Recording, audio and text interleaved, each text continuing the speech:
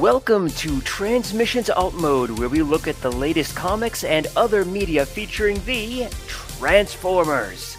On today's show, we review the first 2 episodes of Transformers Earthspark.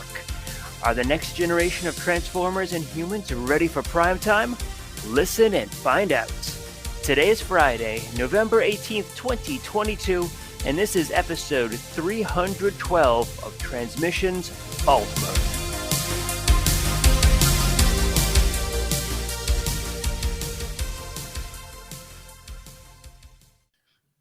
Welcome to Transmissions Alt Mode, the podcast that would love to have a Transformer as a new brother or sister. I'm your host, Charles, aka Big C, and I'm joined by the excellent Transmissions team. The amazing and awesome producer and editor, Mike. Your favorite Robo-Bro. Apollo, aka Robo Apollo. Hi, everyone. And Daryl, the Cybertronian Beast. Hey, everybody. Let's talk Transformers.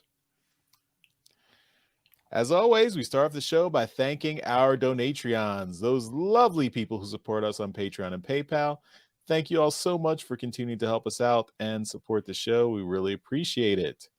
If you'd like to become a Donatreon, just go to transmissionspodcast.com/support, and that's where you can sign up on Patreon and PayPal.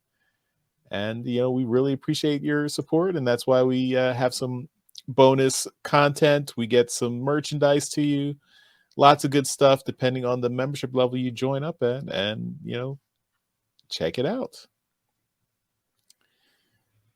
So of course, one of the big perks of bonus content is our Transformers live play RPG podcast, Empire of Rust. And we've got the uncut version of episode 89 that came out this week, and that was stickers not included.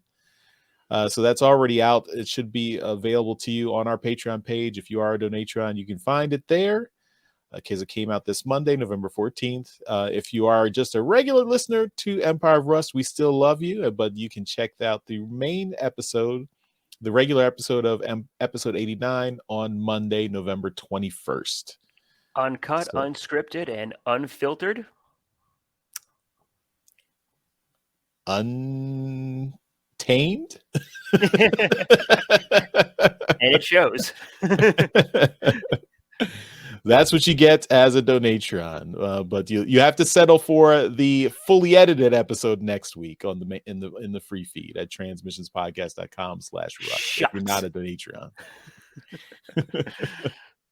Also, and don't forget the special that is also up on the free feed this week. This is our prequel episode. This is the special featuring our dear departed Sweet Spot. This is You're Not Thinking Fourth Dimensionally, a special bonus episode that goes into Sweet Spot's backstory, how he joined up with the Empire Rust crew, and how he met 2 of the other main bots on the podcast. So you can check that out. And that's right now. So again, transmissionspodcast.com/rust in the free feed. Also in our main Transmissions feed. If you're subscribed to that, you should be getting all the Transmissions Network shows. So check those out. Mike, any further teases you want to give for the episodes out here right now? Actually, I just want to talk about the special that came out this week. So we ended up going through a lot of Sweet Spot's backstory, and we got a couple of the players to kind of come in and help out with that. So we got Patrick to come back as Carapace for this episode, and we got Rob to come back as Rex, fan favorite Rex, for an episode. There's an especially sad moment in there with Rob, and I'm not going to spoil anything. Well, I don't need to spoil anything because I'm sure you've already listened to it by now. But it was a really great episode, and so we hope to maybe do a couple of more like backstory and like prequel episodes as time goes along. I know we did one with Wild Strike a while back during his time that he was like off screen, which was really fun. So, yeah. Cool. All right, check those out. Transmissionspodcast.com/rust and on the Transmissions Patreon page for our bonus episodes. Okay, another bonus episode that was out just last week was the War for Cybertron retrospective, and that was put together by Mike, Apollo, and Dr. Pants. So that is also available on our Patreon page. You can check that out.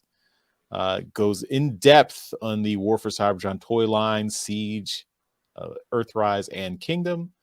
All the good stuff there. It was a good discussion. I enjoyed it, and yeah, thanks guys for putting that together.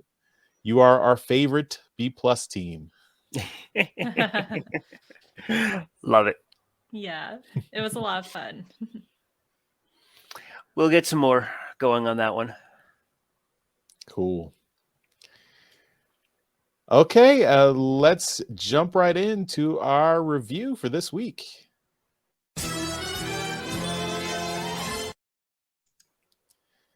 So last week was the debut of Transformers Earthspark on Paramount Plus. They dropped all 10 episodes in one big pack. So if you have Paramount Plus, you can stream them whenever you want. Of course, if you don't have Paramount Plus, you can still watch the shows on Nickelodeon, but you'll have to wait week by week. So it's actually going up weekly on Nickelodeon on cable every Friday at 4 o'clock, I believe. We've also, before we get into the review, I wanted to mention this because there's also information about you can view them in the UK, in the US, and you know, if you don't have any more budget in your for your streaming services, you can view them that way. In the UK, actually, they did put the first 2 episodes on YouTube for the UK region and in the US region as well. Sorry, Canada, but you can see here the UK version is not available, but on the US version of Earthspark, it is available here, so we can actually see it here. This is the just the promo there, but yeah, so they are pretty heavily promoting Paramount Plus, but you can still watch Transformers Earthspark in other ways. Of course, there are less legal ways to get it, but we don't talk about those, so we don't endorse those. But we've all had a chance to watch the first 2 episodes, so we're going to talk about it on this podcast. Now, we asked Jeremy to put together a review for us. We didn't realize that he was going to be out this week, but he still wanted to help us out, and he sent in a little bit of a review to help us out. I hope this covers everything we need to be covered, but let's take a look at what Jeremy has to say about Transformers Earthspark. Hey guys, I know I'm a little bit too busy right now to show up for the podcast recording, but I wanted to give my thoughts on the first 2-parter of Earthspark, and I really enjoyed it. I thought it was a lot of fun. The family dynamic worked for me. The classic G1 scenes I thought was an interesting way to do it, and a nice way of getting out of having to pay the original voice actors. But I think it was fun. I'm interested to see where the whole series is. In my opinion, Optimus came off as a bit of a jerk at times, and that was surprising. I'm sure that is going to be leading somewhere, but I thought it was a lot of fun. So wanted to see where it goes from here. And until then, I guess I'm just going to leave you with a shot of the castle where I am. Have fun on the recording, not at Disney. What the hell, Jeremy? Yeah. A little bit of a humble brag there, huh? Mhm. Is he in France? I didn't see that castle transform, so Mhm. Well, I think Jeremy should be back next week, so we can get into depth with him. But I guess it's up to us to continue the review of Transformers Earthspark, since Jeremy's left us hanging a little bit here, since he had to go to Disney World with his family or something. So, Had to. but yeah. It was required. I mean, Jeremy's a well-known Star Wars fan, so he had to do that Galaxy's Edge, and I think he'll probably show us on trips to the store next week what he brought back. So look forward to that. Even though it's not Transformers, and I'm sure we will not let that slide. Right there. It has to be Transformers. Yeah. He's laughing at us in the chat. Yeah. I mean, he can start up his own, but he's done it before. He can start up his own podcast that talks about other stuff. Don't threaten him. He will. Yeah. Oh, I know. I'm hoping he does it.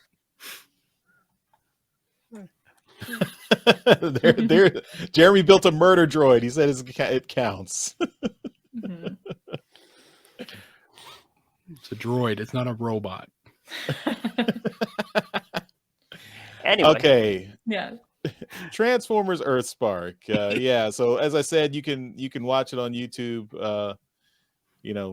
It's so the first 2 episodes are free streaming on YouTube. I think they're even ad free on YouTube. So for U.S. residents.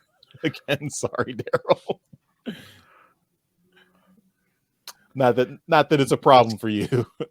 No, it's fine. I sailed the high seas to get them, so I've got them all.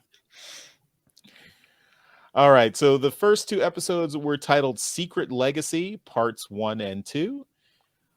It was written by Nicole DeBuc and Dale Malinowski. Nicole DeBuc, you might be familiar with, as I believe she was the showrunner on Rescue Bots for a long time. So she is quite familiar with Transformers.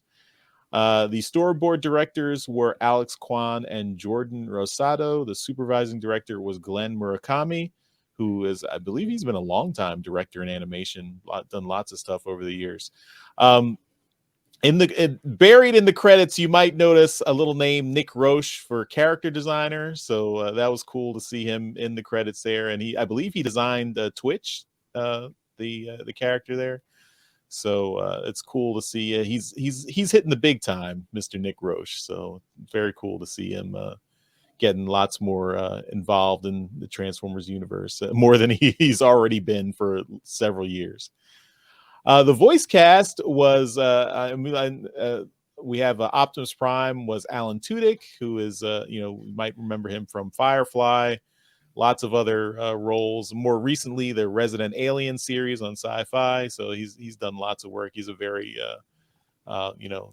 he gets around in lots of sci-fi projects. Megatron was Rory McCann, who you might remember as the Hound from Game of Thrones. Didn't quite sound very houndish in Earthspark, but that's okay. Alita 1. He was Megatron. Yes. Alita 1 was to correct you there. Yeah. Didn't I say that? Did I say yeah. Megatron? Yeah. You were saying he was the Hound. A previous role, yes. He's not the Hound in Earthspark. That's right. That's correct. Thank you, Daryl, for that correction. I appreciate it. No problem. I'm here to help. Alita 1 was Sissy Jones. Hardtop and Swindle were both voiced by Nolan North, who is a very famous video game voice actor. I think his biggest role was Nathan Drake in the Uncharted series on PlayStation. Bumblebee was Danny Skylinks. He played Skylinks in Transformers Prime. Fair enough. I think the video game roles were a little bit more recognizable, but yeah, I didn't remember that. Thanks again, Daryl. I had him sign my Skylinks toy. So the party's not saying. The party's not saying is he had him sign the Earthrise Skylinks toy. Yeah. That wasn't out then, but And he was just confused. Yeah. very. Bumblebee is voiced by Danny Pudi, who you might know as Abed from Community. Twitch is Catherine Kavari. Thrash is Zeno Robinson. Mandroid is Diedrich Bader, who is he's been lots of stuff. The Drew Carey Show, Office Space. He was the voice of Batman in Batman Brave or the Bold. So he's done lots of stuff. Robbie Malto was Sydney Michaela. Mo Malto, Zion Broadnax. Alex Malto, John Briones, and Dot Malto, Benny Latham.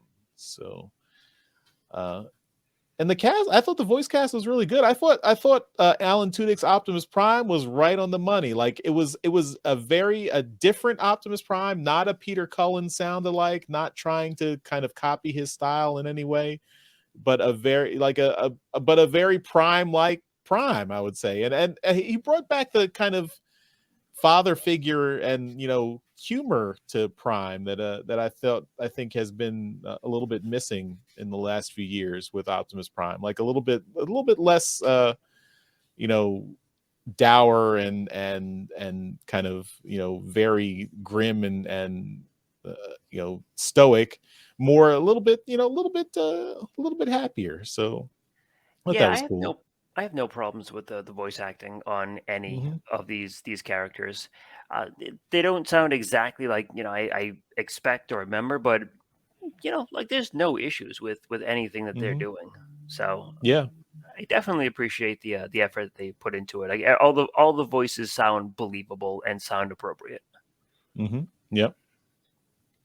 And I thought the animation was really well done too. I mean, the CGI looked pretty like high quality and detailed. I mean, both the humans and the Transformers looked pretty good. I'd say, I mean, the one thing I mean, this is not just this show, but I think all CGI shows kind of suffer from this, is that since it's so expensive to model different characters, the shows usually tend to have a very small cast and don't have a lot of extras or background players. So it kind of makes the show look a little empty. Like there's a scene when they're like walking in the town and like in the center of town, and like there's no background crowd or people walking around. It's just the main characters and that's it. And so that's something that is just a kind of a feature of CGI animation, is that you're not going to spend the money to animate a bunch of extras that are only going to be on the screen for a couple seconds and then not going to be used anymore. So you're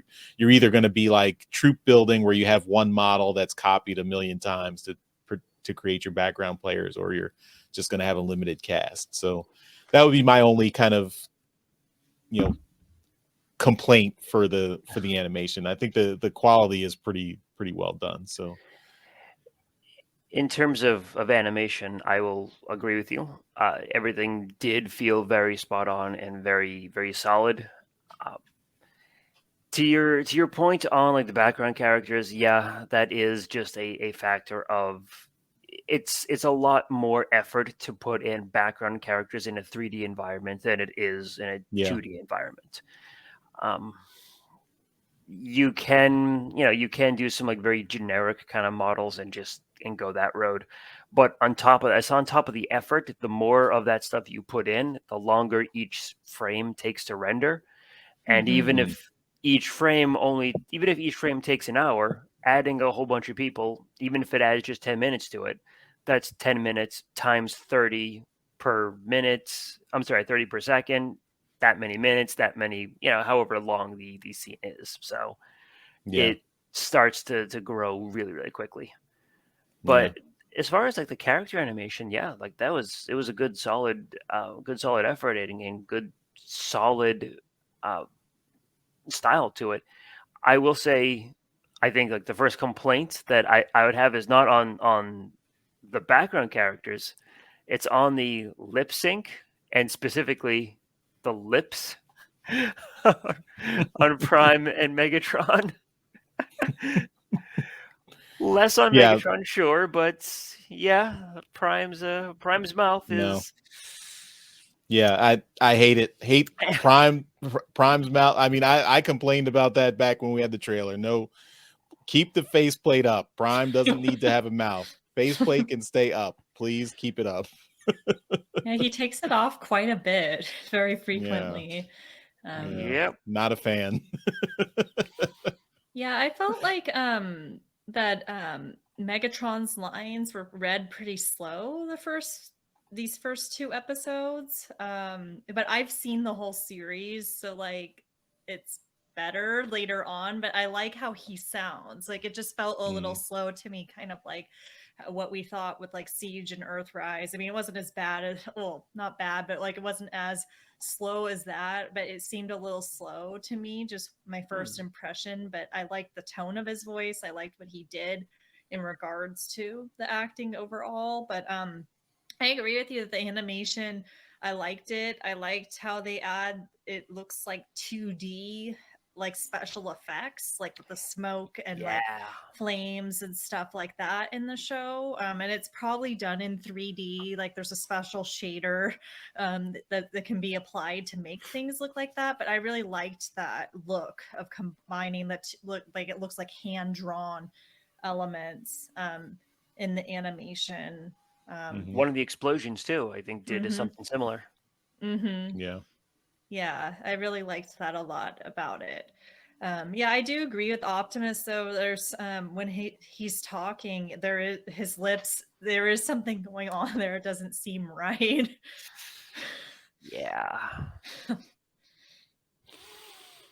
But not a fan. No. I love how the new characters look, you know, the humans and the Terrans, Twitch and Thrash. Like I really like their character designs and just how they move and everything. Yeah, I mean, and especially the like they spent a lot of effort on the transformations in particular. Like that was one of the things that we had an issue with on the War for Cybertron series, is that they did not do a lot of transforming in that series. And in this one, every character has a good transformation sequence and shows it off several times in the episode. So that was cool. I enjoyed that.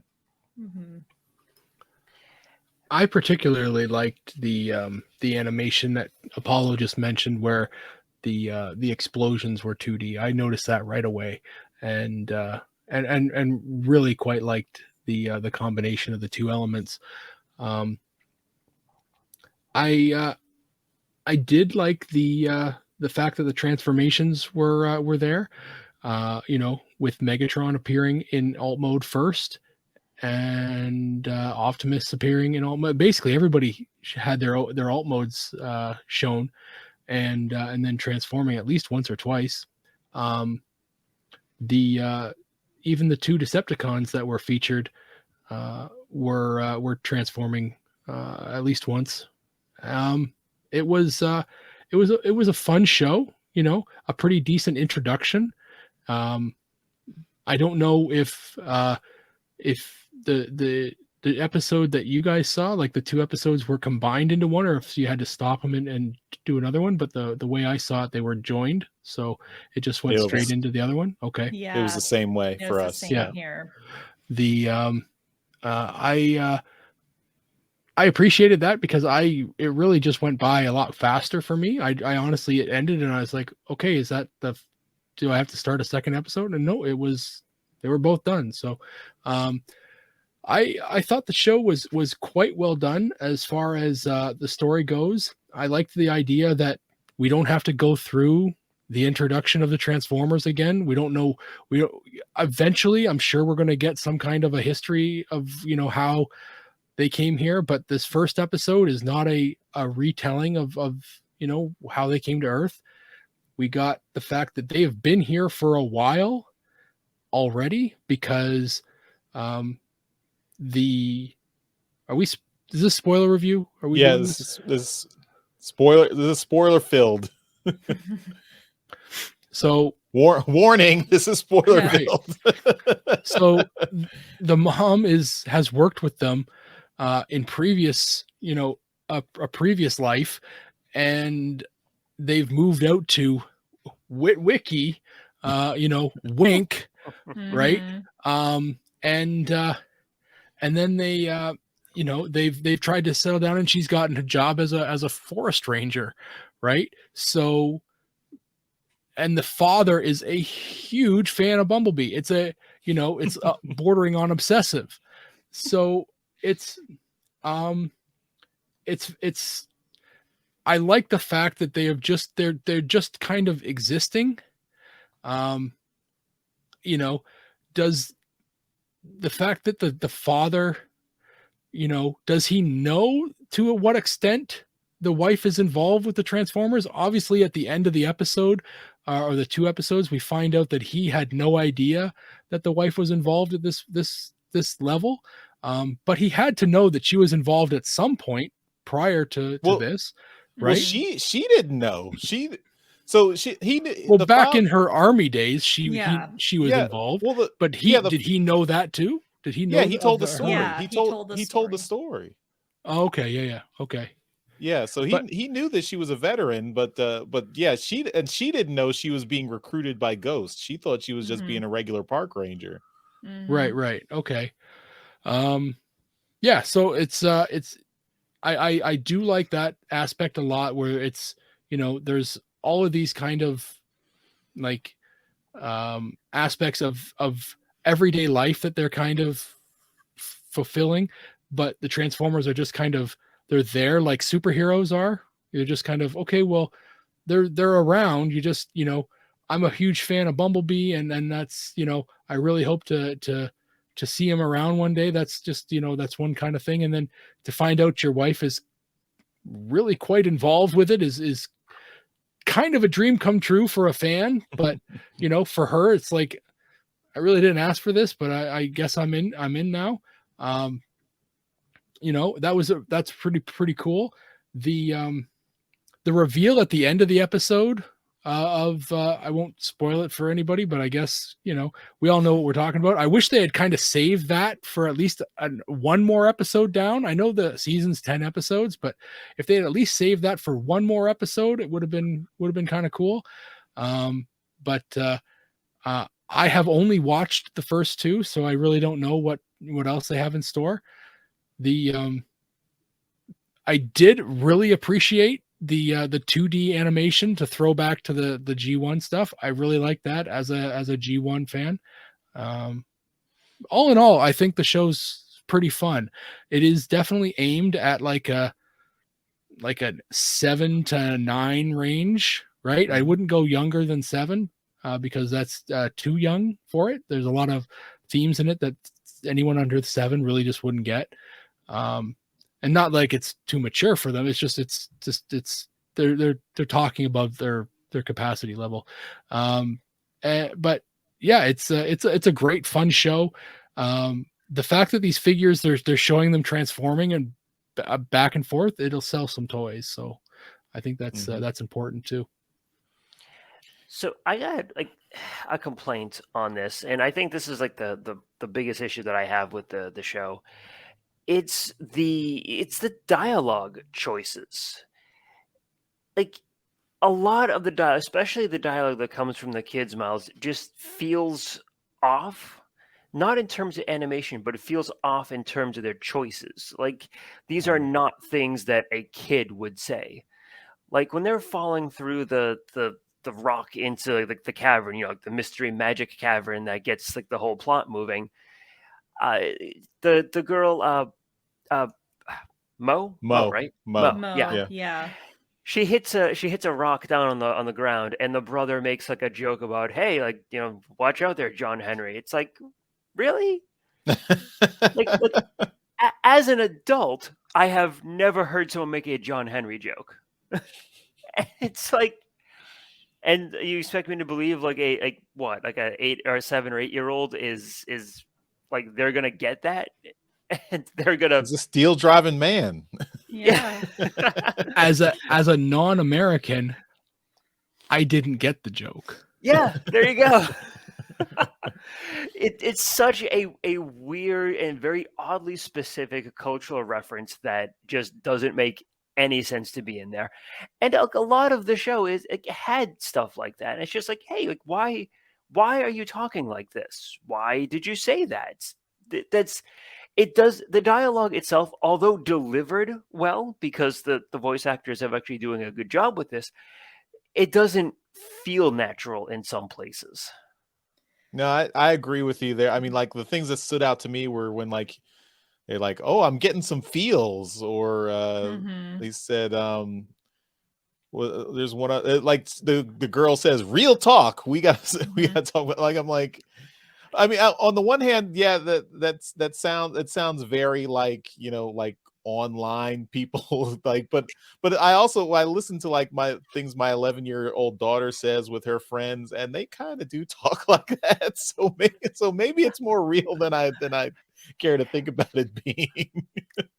The feels like the feels part actually does kind of feel a bit natural. It's like, okay, Yeah. it's maybe I wouldn't have chosen that particular way of saying it, but sure. The real talk one, that does feel like it feels like it should be like a 30 or 40-year-old parent saying that or something. It's like this doesn't fit. Yeah, I mean, like from what we've seen in the show so far, I'm trying not to talk about anything beyond because I watched the whole series, but they seem really emotionally mature for their age. Like, you know, it's just the way they Okay. handled the situation where they come into this cave and, you know, meet the Terrans, you know, that who Mandroid, you know, he coins that term for them at the end of the episode, but it's episode 2, I believe. But you know, they're really, you know, and I think that's a great thing, like if a kid's watching this, to demonstrate, oh, this is like how you have like healthy conversations with your siblings or with your parents. But it is a bit of a stretch that, you know, I'm not sure how old the kids are supposed to be. They're like, what, you know, like are they like 7 to 12? Like you Yeah. know, they're Yeah, very, somewhere around yeah. there. I don't know if they'd be talking like this, you know, Yeah. or you know, being, you know, so handling things so well. But as someone in my 30s watching this, like I thought, you know, I'm like, oh, this is really cool. I wish I grew up like this, you know, with like, you know, but you know, being able to have these, you know, serious conversations. But yeah. What did you think of Megatron's voice? Or Megatron's dialogue? Because I had kind of a similar thing with that. Whereas, like, and maybe it's just like I don't know like how he came to be in the situation he's in, but the familiarity with Dot, and just the very casual conversational tone with like everyone there, he does not feel like a Megatron at the moment. Yeah, that was definitely something that threw me a little bit. I'm like, how did we get to the point where Megatron is joking around with Optimus Prime and is like very familiar with humans, and like to the point where he's very friendly, and they're all like hanging out, like Megatron's been Space Hitler for a long time. It's kind of weird that he's really mellowed out here. It's very jarring. And if they give like an episode where they show that backstory, then okay, I'm good sitting and waiting, and I'm good. But if they don't, that's going to be a huge black mark, and it's a little worrying. What I thought was interesting is that Dot seems to be she's much more friendly with Megatron than Optimus Prime. Like when she sees Optimus Prime, it's like, oh, this guy again. Yeah. But then she sees Megatron, it's like, oh yeah, Megatron, that's my boy.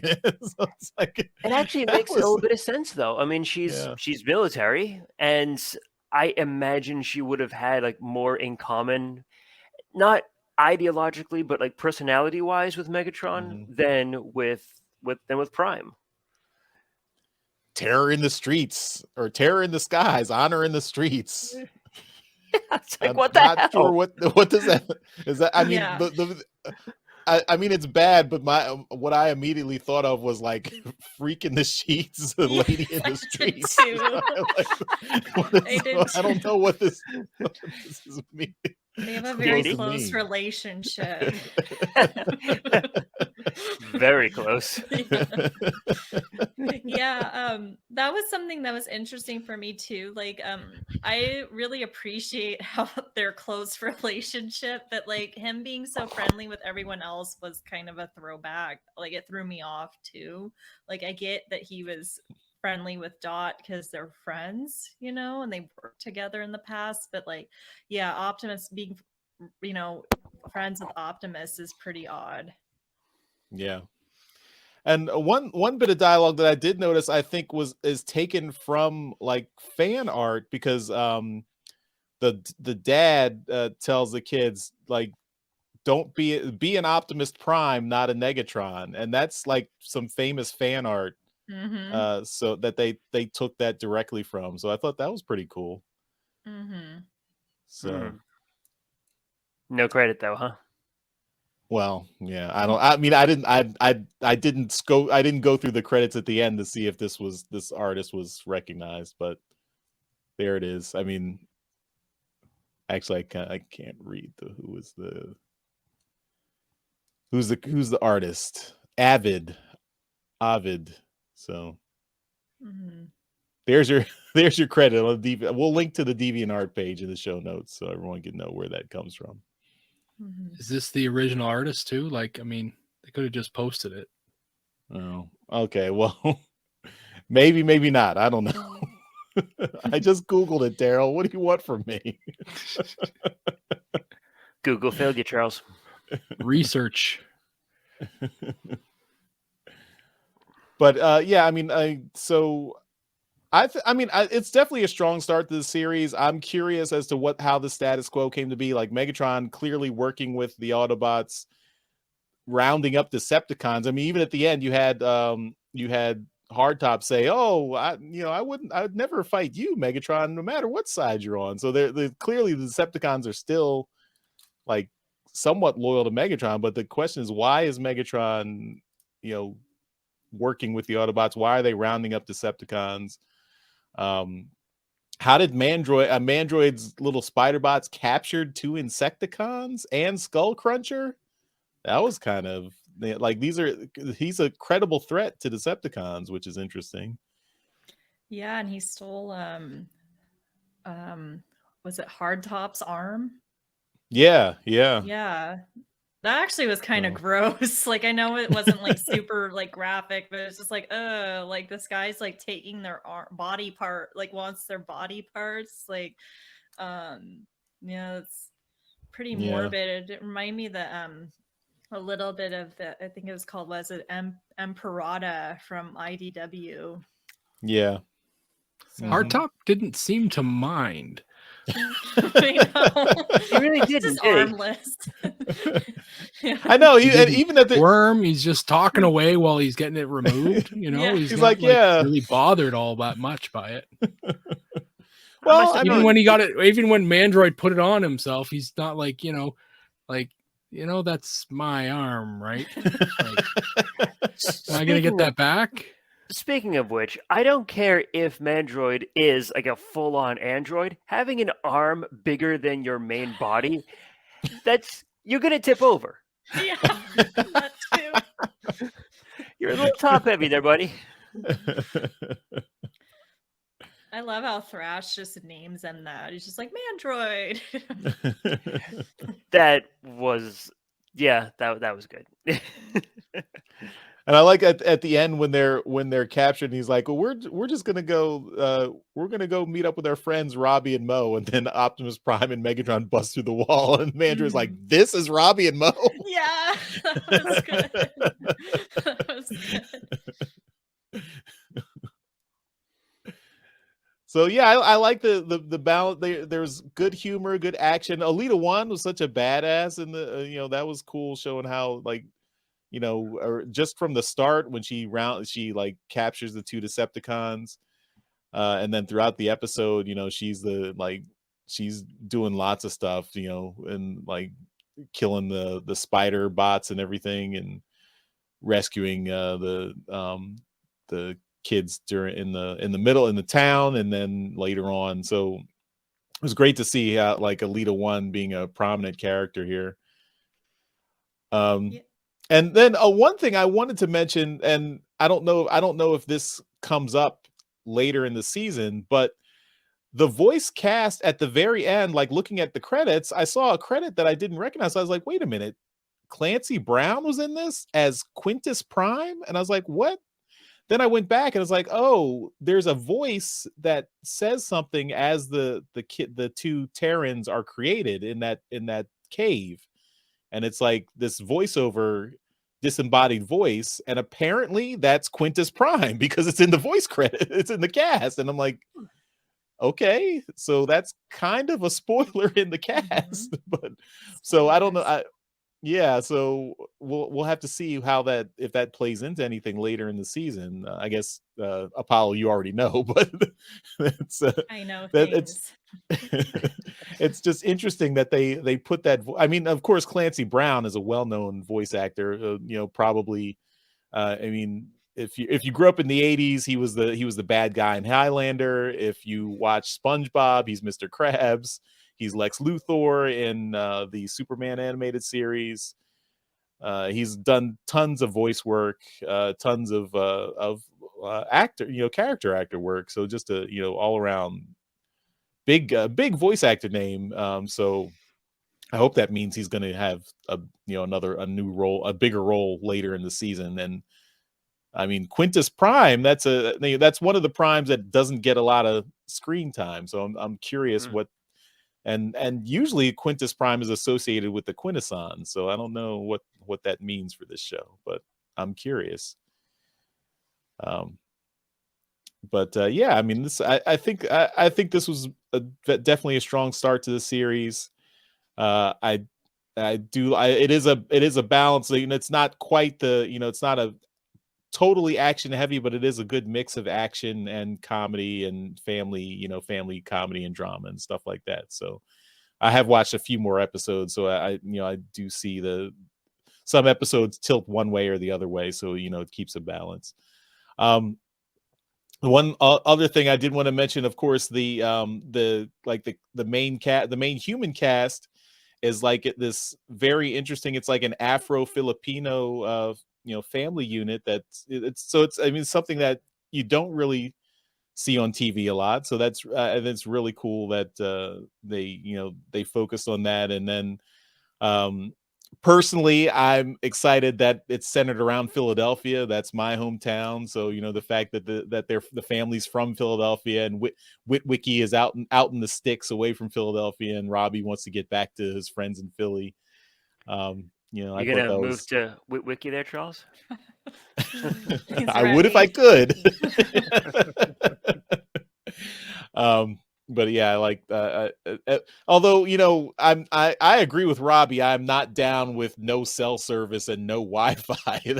That's a little bit too far. I mean, I'll go out in the country, but you got to give me good internet service. I can't be out in the country with no internet service. So that's a deal breaker.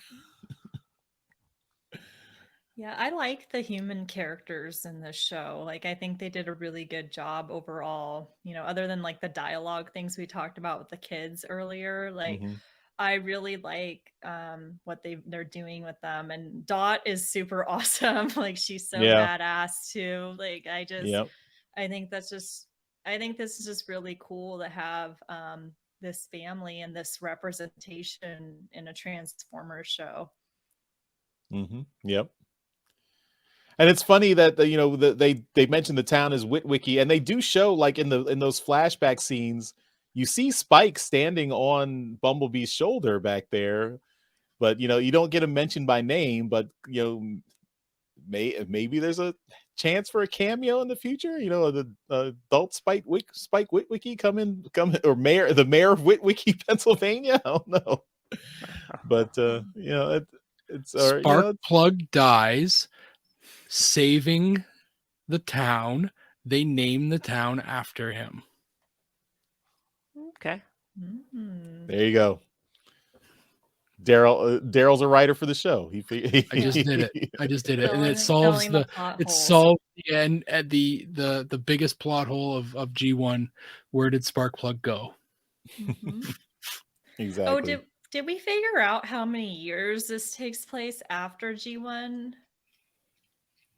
I mean, I mean, if the drones that they have, I mean, those look like modern day drones. So I mean, I unless we get any other information, the assumption is that it's modern day 2022, which means it would be, 38 years from G1. And they said September 17th, 1984, which is the original air date of the first G1 cartoon. So Oh, they okay. called that out specifically. Although I still think that Dot should be a grandmother rather than a mother for these kids. If she was in the a young woman in the 80s fighting with the Autobots, she should be a grandmother now. But maybe she joined up in the 90s while the war was still going on. I don't know.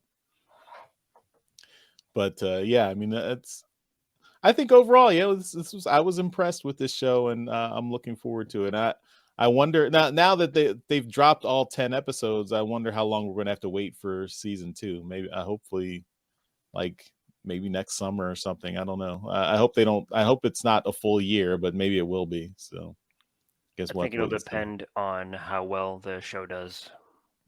If it's super popular, they may fast track a second season, but if it's middling, then they may wait or not do another season. Yeah.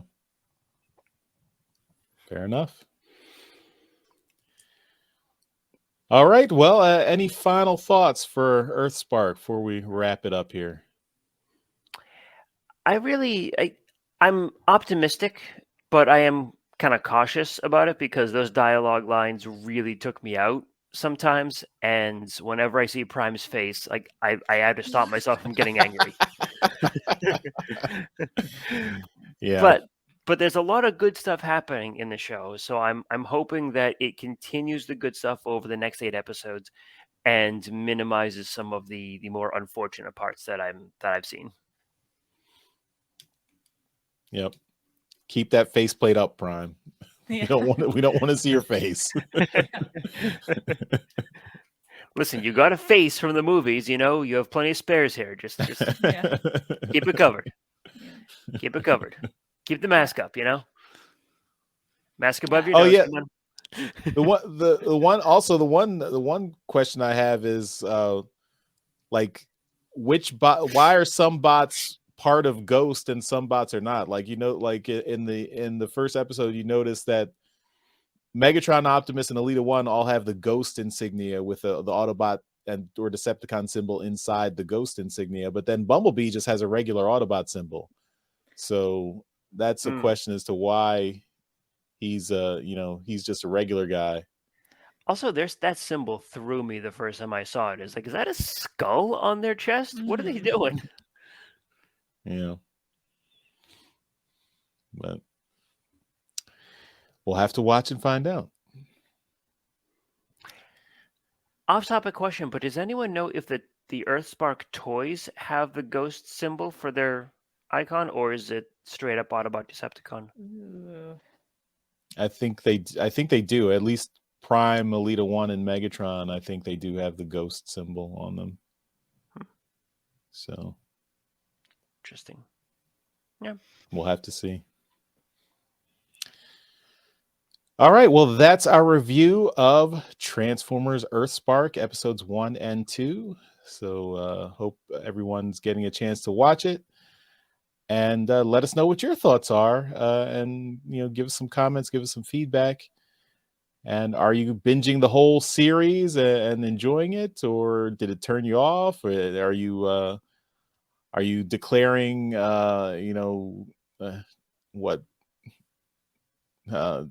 gun not helicopter for Megatron, and you're writing off this series completely? Let us know. I mean, whatever you think, let us know. So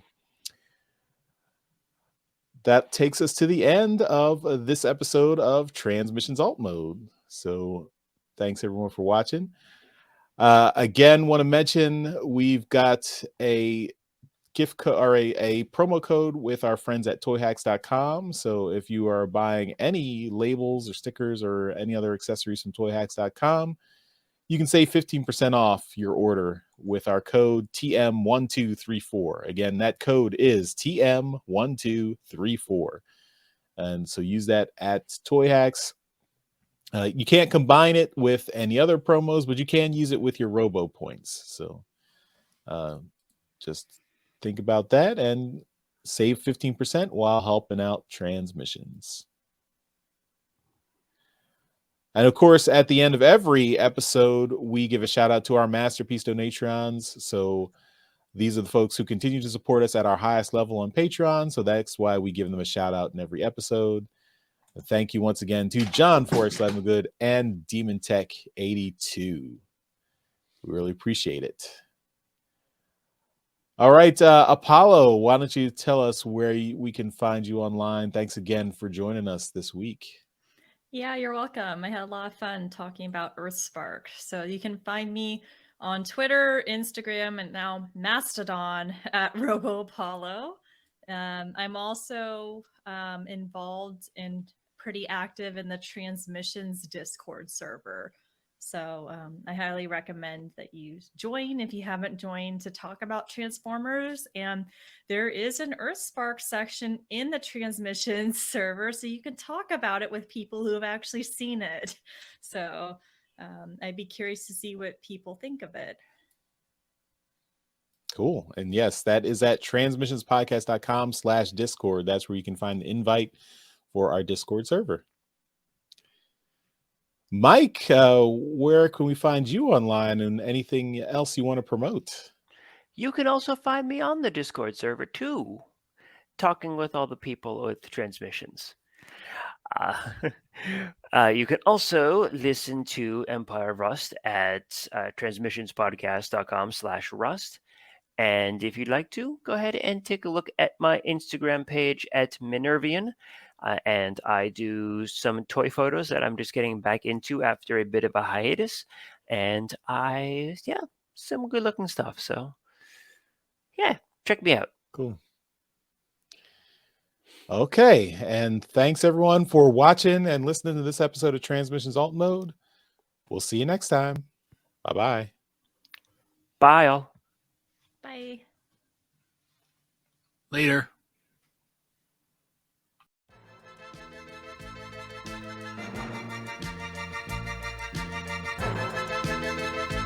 Thank you for listening to this episode of Transmissions. If you'd like to join the conversation, travel to our Discord channel at transmissionspodcast.com/Discord.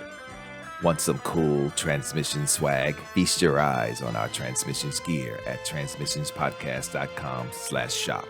If you'd like to support our podcast, go to transmissionspodcast.com/support or tell your friends about our show. We'll see you next time.